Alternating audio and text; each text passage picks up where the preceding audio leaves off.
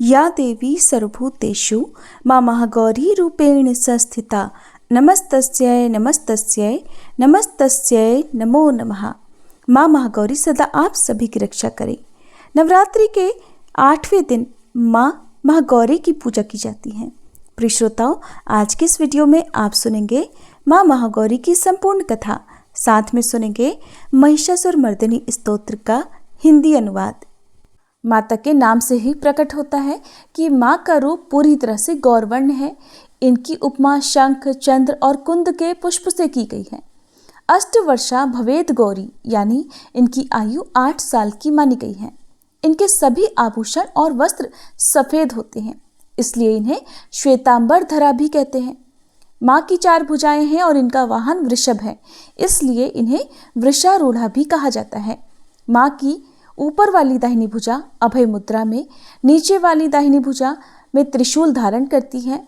ऊपर वाली बाईं भुजा में डमरू और नीचे वाली भुजा में वर मुद्रा धारण करती है। माँ की मुद्रा पूरी तरह से शांत है। पति रूप में भगवान शिव को प्राप्त करने के लिए महागौरी ने कठिन तपस्या की थी। इस वजह से इनका शरीर काला पड़ गया था, लेकिन तपस्या से प्रसन्न होकर भगवान शिव ने देवी के शरीर को गंगा जी के पवित्र जल से धोकर कांतिमय बना दिया। उनका रूप गौर वर्ण का हो गया, इसलिए ये महागौरी कहलाई। पौराणिक कथा के अनुसार शुंभ और निशुंभ नाम के 2 दैत्य उत्पन्न हुए। वे परस्पर भाई थे।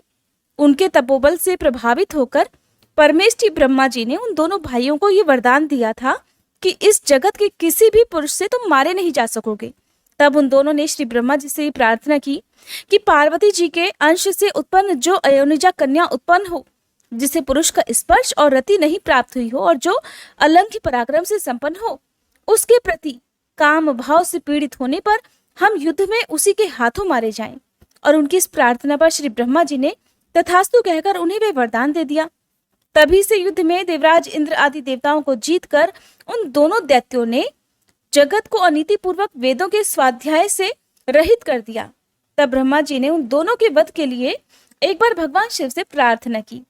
ब्रह्मा जी कहने लगे, हे प्रभु, हे भोलेनाथ, आप एकांत में देवी की निंदा करके जैसे भी हो सके उन्हें क्रोध दिलाइए और उनके रूप रंग की निंदा से उत्पन्न हुई काम भाव से रहित कुमारी स्वरूपा शक्ति को निशुंभ और शुंभ के वध के लिए देवताओं को अर्पित कीजिए। श्री ब्रह्मा जी के इस प्रकार प्रार्थना करने पर भगवान शिव ने एकांत में ले जाकर देवी पार्वती की निंदा सी करते हुए मुस्कुराकर कहा कि देवी, तुम तो काली हो। तब सुंदर वर्ण वाली देवी पार्वती अपने श्याम वर्ण के कारण ये आक्षेप सुनकर बड़ी क्रोधित हो गई और भोलेनाथ से मुस्कुराकर समाधान रहित वाणी में बोली कि प्रभु, अगर मेरे इस काले रंग पर आपका बिल्कुल भी प्रेम नहीं है तो इतने लंबे समय से आप अपनी शिक्षा का दमन क्यों करते रहे? कोई स्त्री कितनी ही सर्वांग सुंदरी क्यों ना हो, अगर पति का उसके प्रति प्रेम ना हुआ तो अन्य समस्त गुणों के साथ उसका तो जन्म लेना ही व्यर्थ हो जाता है। और आपने मेरे जिस रूप रंग की निंदा की है, जिस रूप रंग की इस एकांत में निंदा की है, अब मैं उस वर्ण को त्याग कर दूसरा वर्ण ग्रहण करूंगी या फिर मैं स्वयं ही मिट जाऊंगी। ऐसा कहकर देवी पार्वती शैया से उठकर खड़ी हो गई और तपस्या के लिए दृढ़ निश्चय करके गदगद कंठ से जाने की आज्ञा मांगने लगी। इस प्रकार प्रेम भंग होने से भयभीत होकर भोलेनाथ स्वयं भगवानी को प्रणाम करते हुए बोले कि हे प्रिय, मैंने तो हास परिहास में आपसे ये बात कह दी थी। मेरे इस अभिप्राय को ना जानकर तुम कुपित क्यों हो गई हो? अगर आपका मुझ पर प्रेम नहीं होगा तो बताओ मेरा किस पर हो सकता है? तुम इस जगत की माता हो और मैं पिता हूँ, मैं अधिपति भी हूँ, फिर तुम पर मेरा प्रेम ना होना भला कैसे संभव हो सकता है? हम दोनों का वह प्रेम भी क्या कामदेव की प्रेरणा से हुआ है? बिल्कुल नहीं, क्योंकि कामदेव की उत्पत्ति से पहले ही जगत की उत्पत्ति हुई है और कामदेव की सृष्टि तो मैंने साधारण लोगों की रति करने के लिए की है। कामदेव मुझे साधारण देवता के समान मानकर मेरा कुछ कुछ तिरस्कार करने लगा था, इसलिए मैंने उसे भस्म कर दिया और हम दोनों का ये लीला विहार भी जगत की रक्षा करने के लिए ही है। अतः उसी के लिए आज मैंने तुम्हारे प्रति ये परिहास पूर्वक बातें कह दी और मेरे इस कथन की सत्यता कि मैंने तुम्हें काली कलुटी क्यों कहा जल्दी ही तुम्हें पता चल जाएगी। तब देवी कहने लगी, हे भगवान, पति के प्यार से वंचित होने पर जो नारी अपने प्राणों का भी परित्याग नहीं कर देती, वह कुलांगना और शुभ लक्षणा होने पर भी सत्पुरुषों द्वारा निंदित ही समझी जाती है। मेरा शरीर गौरवर्ण का नहीं, इस बात को लेकर आपको बड़ा दुख होता है। नहीं तो क्रीड़ा में या परिहास में भी आप मुझे इस प्रकार काली कलूटी क्यों कहते? मेरा कालापन आपको प्रिय नहीं है और इसलिए अब यह सत्पुरुषों द्वारा भी निंदित है। अब तपस्या द्वारा इसका त्याग किए बिना मैं यहाँ रह ही नहीं सकती। देवी को क्रोधित हुआ देखकर भगवान शिव बोले, देवी, अगर अपनी शांता को लेकर तुम्हें इस प्रकार दुख हो रहा है तो इसके लिए तुम्हें तपस्या करने की भला क्या आवश्यकता है? तुम मेरी या अपनी इच्छा मात्र से दूसरे वर्ण की हो जाओ। तो देवी कहने लगी, प्रभु, मैं आपसे अपने रंग का परिवर्तन नहीं चाहती और खुद भी इसे बदलने का संकल्प नहीं ले सकती। अब तो तपस्या द्वारा श्री ब्रह्मा जी की आराधना करके ही मैं शीघ्र गौरी हो जाऊंगी। अब भगवान शिव देवी को समझाते हुए कहने लगे, महादेवी, पूर्व काल में मेरी ही कृपा से तो ब्रह्मा जी को भी ब्रह्म पद की प्राप्ति हुई थी, इसलिए तपस्या द्वारा तुम उन्हें बुलाकर फिर क्या करोगी? तो देवी कहने लगी, भोलेनाथ, इसमें संदेह नहीं कि ब्रह्मादि समस्त देवताओं को आपसे ही उत्तम पदों की प्राप्ति हुई है। फिर भी आपकी आज्ञा पाकर अब मैं तपस्या द्वारा ब्रह्मा जी की आराधना करके ही अपनी मनवांचित इच्छा पूर्ण करना चाहती हूँ। देवी के ऐसा कहने पर भगवान शिव मुस्कुराते हुए से मौन हो गए। देवताओं का कार्य सिद्ध करने की इच्छा से ही उन्होंने देवी को रोकने के लिए बिल्कुल हठ भी नहीं किया। फिर पतिव्रता देवी पार्वती पति भगवान शिव की परिक्रमा करके उनके वियोग से होने वाले दुख को किसी तरह रोककर हिमालय पर्वत पर चली गईं। उन्होंने पहले सखियों के साथ जिस स्थान पर कठिन तपस्या की थी उस स्थान से उनका विशेष प्रेम हो गया था, इसलिए इस बार भी उन्होंने उसी स्थान को तपस्या के लिए चुना। अब देवी कठिन तपस्या में लीन रहने लगी। इस तरह तपस्या करते करते जब बहुत समय बीत गया तब एक दिन बहुत बड़ा व्याघ्र वहां उनके आसपास देखा गया। आया तो वह देवी को खाने के लिए था, लेकिन देवी पार्वती के नजदीक आते ही उस दुरात्मा का शरीर स्थिर हो गया। वह जड़ हो गया, एक जगह पर खड़ा रह गया, हिल डुल भी नहीं सका।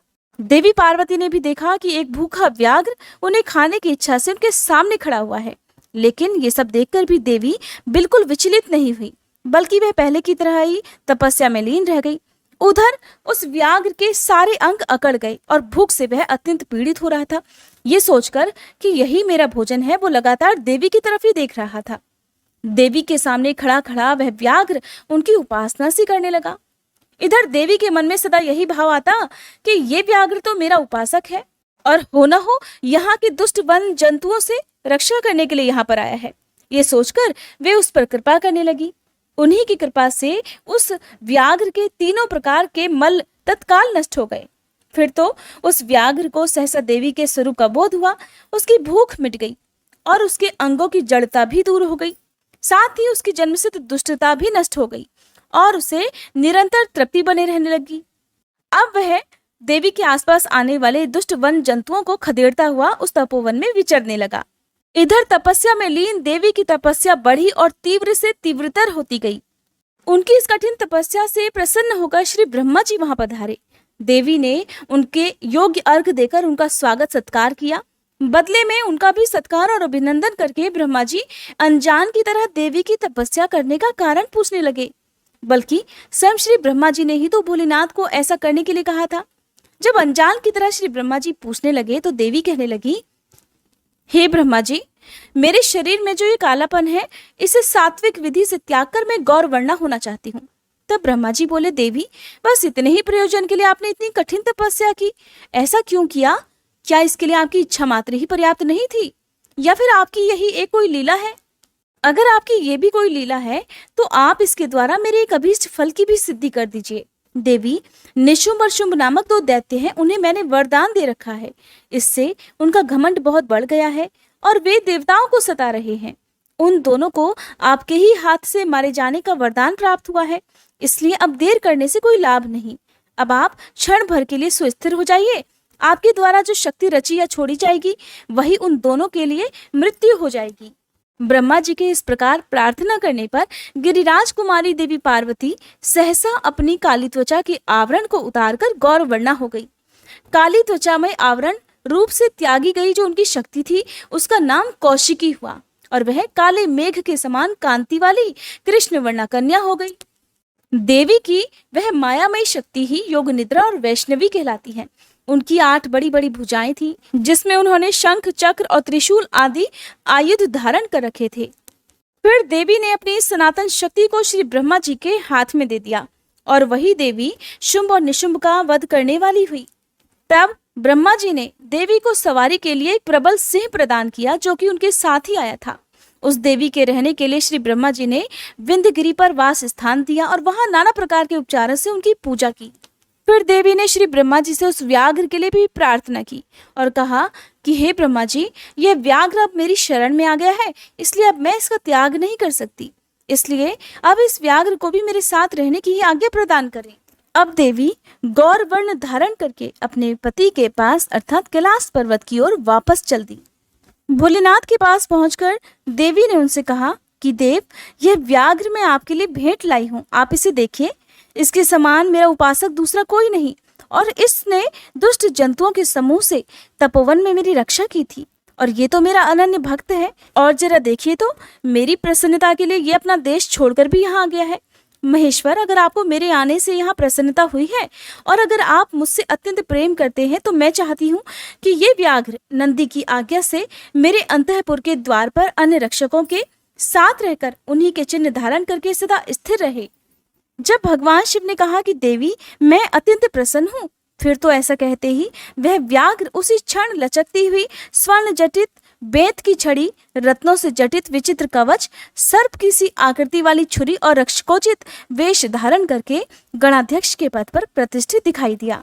उसने उमा सहित महादेव और नंदी को भी आनंदित किया था, इसलिए वह व्याघ्र सोम नंदी नाम से विख्यात हुआ। प्रेम से बोलिए माँ महागौरी की जय।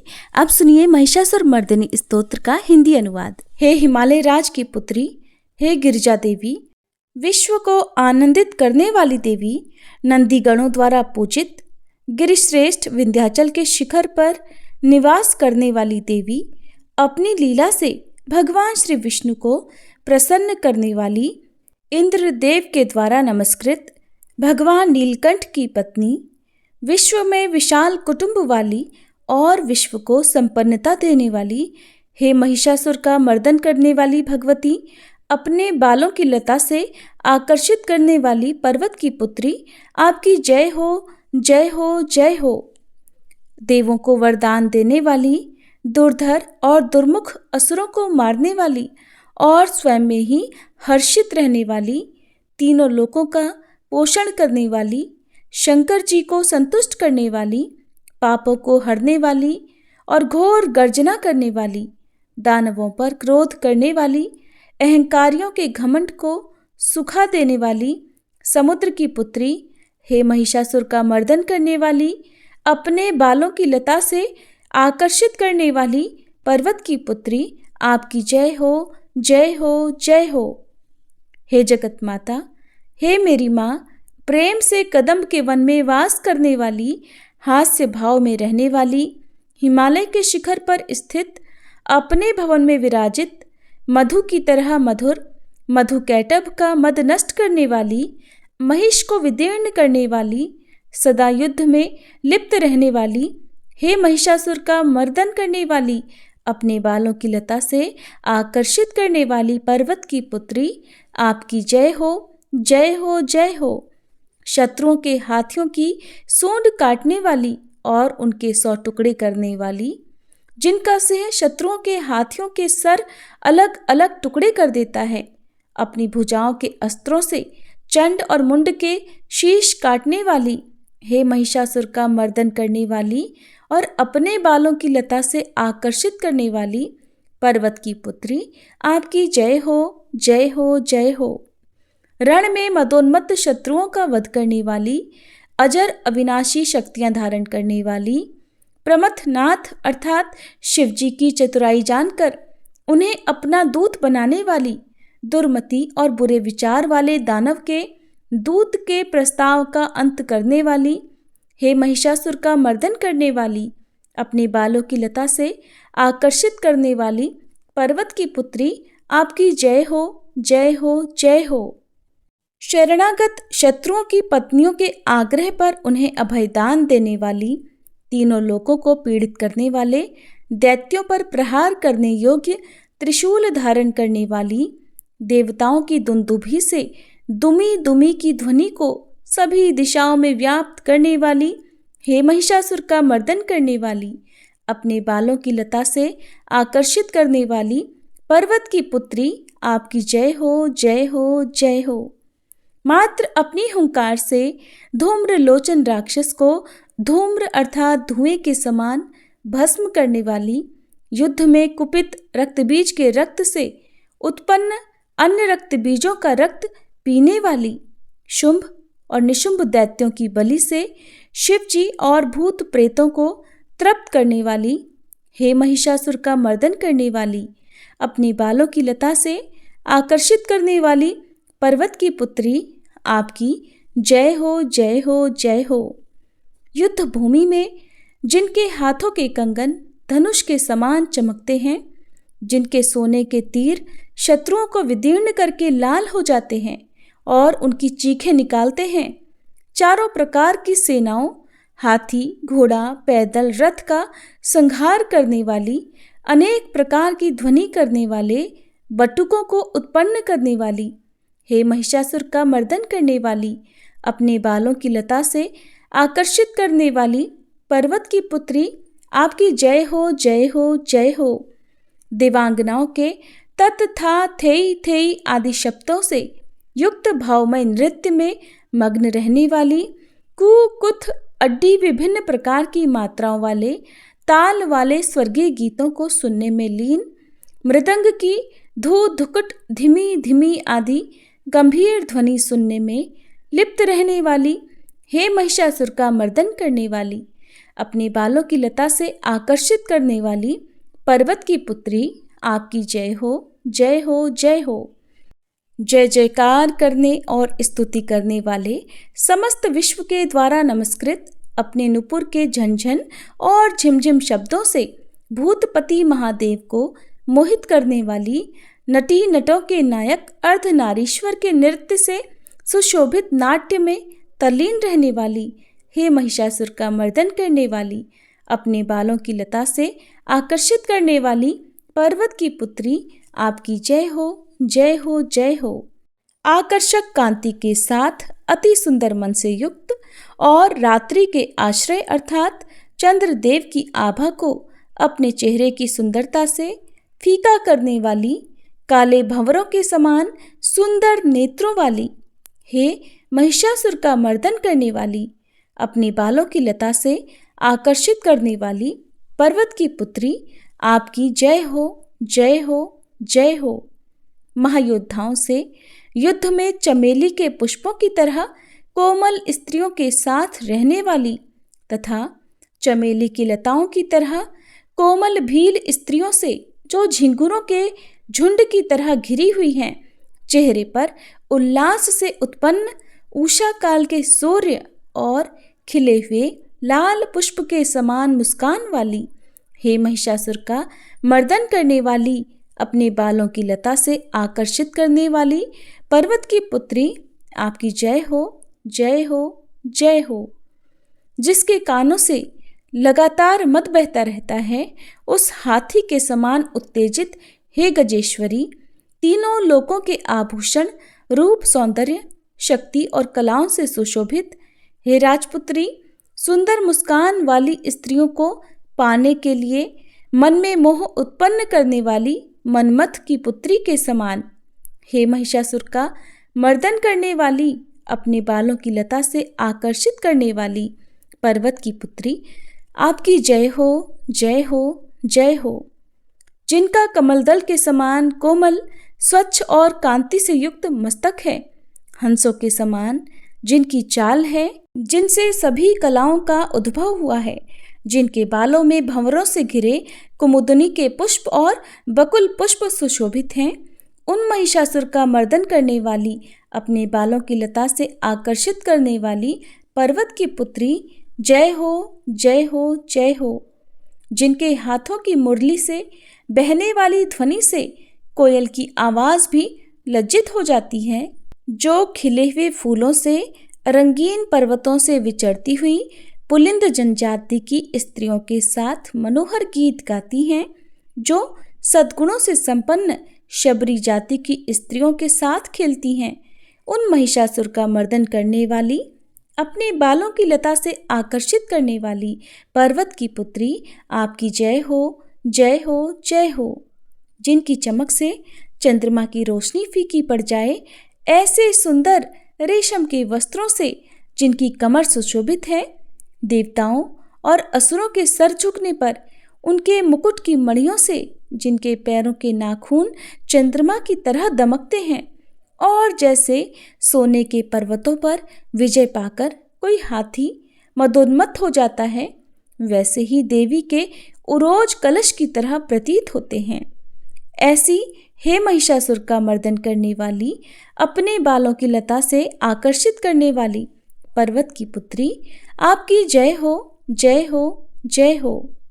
सहस्त्रों दैत्यों के सहस्त्रों हाथों से सहस्त्रों युद्ध जीतने वाली और सहस्त्रों हाथों से पूजित सुर तारक उत्पन्न करने वाली, उसका तारकासुर के साथ युद्ध कराने वाली, राजा सुरथ और समाधि नामक वैश्य की भक्ति से समान रूप से संतुष्ट होने वाली, हे महिषासुर का मर्दन करने वाली, बालों की लता से आकर्षित करने वाली पर्वत की पुत्री आपकी जय हो, जय हो, जय हो।